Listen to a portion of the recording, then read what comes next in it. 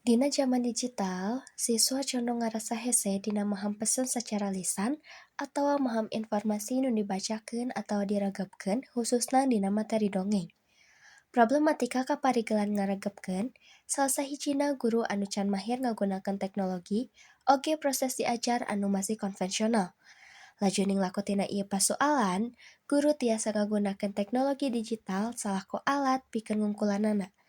Ku kituna, ayana ieu video tutorial jadi salah sahiji cara ngungkulan pasoalan tadi. Kumaha carana? Hayu urang tinggal dina video salajengna.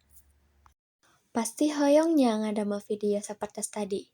Hayu atuh urang diajar ngagunakeun Adobe Express pikeun pangajaran dongeng. Sampurasun sadayana.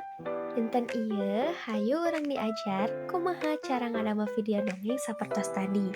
Namun sataacana nepangkeun SIM kuring Anissa Aulia Mawarni kalayani 2308745 di kelas 4A Prodi Pendidikan Bahasa Sunda Fakultas Pendidikan Bahasa dan Sastra Universitas Pendidikan Indonesia. Tadina ieu video teh mangrupa salah sahiji output tina mata kuliah teknologi digital dalam pembelajaran bahasa anu diampu ku Bapak Hari Santosa MPD. Dina video tadi teh ngagunakeun alat anu namina Adobe Express. Adobe Express teh salah sahiji alat desain gratis anu fiturna teh seueur pisan. Digunakeunna secara online nya. Dina ieu aplikasi urang tiasa ngadamel presentasi, teras video, oge poster kanggo pangajaran. Ukituna, cus lajeng ka tutorial na bae. Anu kahiji, urang tiasa buka heula Chrome di perangkatna sewang-sewangan. Teras pilarian Adobe Express Animation. Upami tos muncul, langsung pencet wae anu pangluhurna. Teras, tiasa login nganggo akun Google. Upami atus login, tampilanna teh sapertos kieu. Urang tiasa ngaeksplor fitur-fitur nu aya dina Adobe Express sapertos fitur template kanggo media sosial, video, foto, dokumen jeung sajabana. Namun, ayeuna mah urang fokuskeun heula ngadamel video animasi kanggo pangajaran dongeng. Ku kituna, pencet fitur video teras pilarian template animasi karakter. Upami atos aya, pencet wae. Kieu muncul gambar-gambar animasi anu tiasa dianggo. Urang tiasa milih kategori karakterna bade kumaha. Upami tos milih karakter, salajengna tiasa milih background anu dipika hoyong. Teras tiasa milih ukuran oge kanggo videona. Nah bade kotak, landscape, atau napi ukuran story atau reels.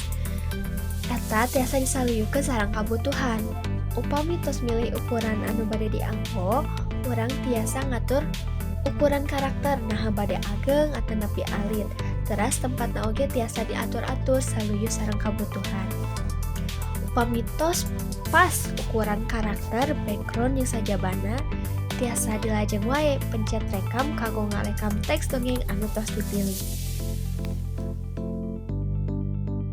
Upami tos sering sarekamanna tiasa langsung di-download bae videona anu engkena urang tiasa ngagabungkeun sababaraha hasil video tadi.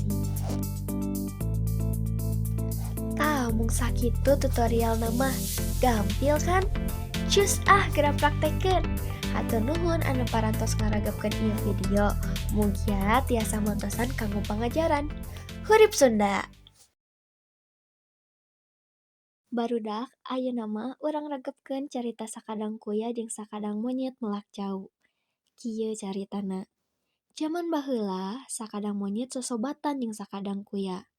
Hiji mangsa, monyet gegeroan ka sakadang kuya. Sakadang kuya, oh sakadang kuya. Di mana sakadang kuya teh? Naon monyet? Ieu di handapeun batu. Aya naon? Sakadang kuya, hayu urang melak jauh. Urang paheula-heula buahan. Hayu monyet, hayulah sok, hayu.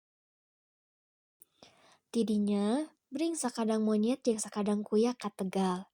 Ari monyet mah melakna teh jantungna. Ari kuya mah melak anakna. Sanggeus beres melak, duanana baralik. Unggal minggu, sakadang monyet jeung sakadang kuya nareang pepelakanna. Tah, ayeuna mah saacan dilajeng, Cobi tiasa tebak teu, saha anu pepelakana tuwuh? Nah aku ya atanapi monyet? Ceus tebak heula.